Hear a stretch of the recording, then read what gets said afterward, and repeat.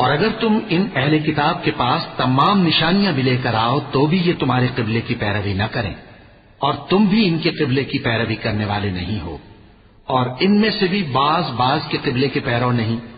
اور اگر تم باوجود اس کے کہ تمہارے پاس علم یعنی اللہ کا حکم آ چکا ہے ان کی خواہشوں کے پیچھے چلو گے تو ظالموں میں ہو جاؤ گے۔ جن لوگوں کو ہم نے کتاب دی ہے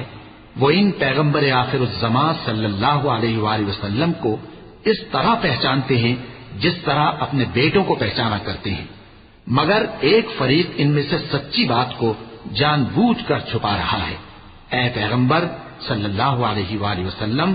یہ نیا قبلہ تمہارے پروردگار کی طرف سے حق ہے، تو تم ہرگز شک کرنے والوں میں نہ ہونا، اور ہر ایک شخص کے لیے ایک سمت مقرر ہے جدھر وہ عبادت کے وقت منہ کیا کرتا ہے، تو تم نیکیوں میں سبقت حاصل کرو۔ تم جہاں ہوگے اللہ تم سب کو جمع کرے گا، بے شک اللہ ہر چیز پر قادر ہے۔ اور تم جہاں سے نکلو نماز میں اپنا منہ مسجد حرام کی طرف کر لیا کرو، بے شبہ یہ تمہارے پروردگار کی طرف سے حق ہے، اور تم لوگ جو کچھ کرتے ہو اللہ اس سے بے خبر نہیں۔ اور تم جہاں سے نکلو مسجد حرام کی طرف منہ کر کے نماز پڑھا کرو، اور مسلمانوں تم جہاں ہوا کرو اسی مسجد کی طرف رخ کیا کرو۔ یہ تاکید اس لیے کی گئی ہے کہ لوگ تم کو کسی طرح کا الزام نہ دے سکیں، مگر ان میں سے جو ظالم ہیں وہ الزام دیں تو دیں،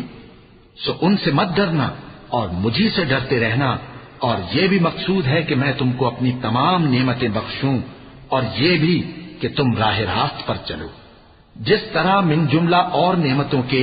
ہم نے تم میں تمہیں میں سے ایک رسول بھیجے ہیں جو تم کو ہماری آیتیں پڑھ پڑھ کر سناتے اور تمہیں پاک بناتے، اور کتاب یعنی قرآن اور دانائی سکھاتے ہیں، اور ایسی باتیں بتاتے ہیں جو تم پہلے نہیں جانتے تھے، سو تم